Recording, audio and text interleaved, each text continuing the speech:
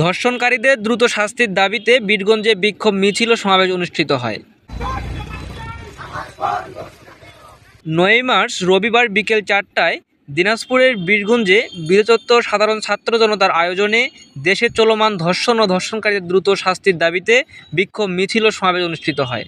দিনাজপুর জেলা বৈষম্য বিরোধী ছাত্র আন্দোলনের যুগ্ম আহ্বায়ক আলামিনের সভাপতিত্বে প্রতিবাদ মিছিল ও সমাবেশে বক্তব্য রাখেন দিনাজপুর জেলা বৈষম্য বিরোধী ছাত্র আন্দোলনের যুগ্ম আহ্বায়ক জেমিয়ন রায় ও নাহিদ রায়হান মাহি, বীরগঞ্জ উপজেলা ছাত্র প্রতিনিধি আবু বক্কর সুমন, ফাহমিদ হোসেন, নুরুল ইসলাম সহ আরও অনেকেই।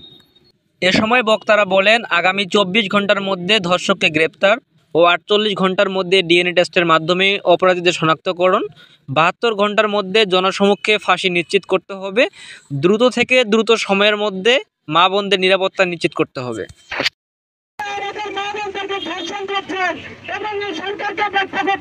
তাদেরকে বলতে চাই, আমরা এই রাজপথ থেকে কিছু হতো না। আমাদের দাবি আদায়ের একমাত্র মাধ্যম আমাদের এই রাজপথ থেকে আমরা পিছু হটবো না। যদি আমাদেরকে এই রাজপথে কামড়ে থাকতে হয়, আমরা কামড়ে করে হলো আমাদের মা বোনদেরকে সেফ দিব। আমাদের মা বোনদেরকে আমরা আর কোনোভাবেই অনিরাপদ দেখতে চাই না। আমি আমাদের কয়েকটি এজেন্ডা বাস্তবায়ন করার জন্য আমাদের যে এজেন্ডাগুলো আছে, আমাদের যে ধর্ষক, এই ধর্ষকরা ২৪ ঘন্টার মধ্যে অ্যারেস্ট হতে হবে,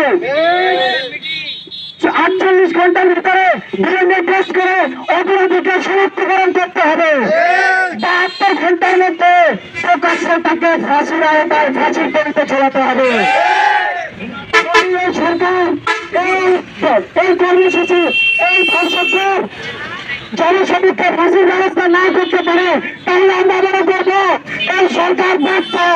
এই সরকারকে পুনরায় জীবিত করতে হলো আমাদের মা বোনদেরকে স্বচ্ছতার সাথে আমাদের মা বোনদেরকে নিরাপদ আশ্রয় দিতে হবে।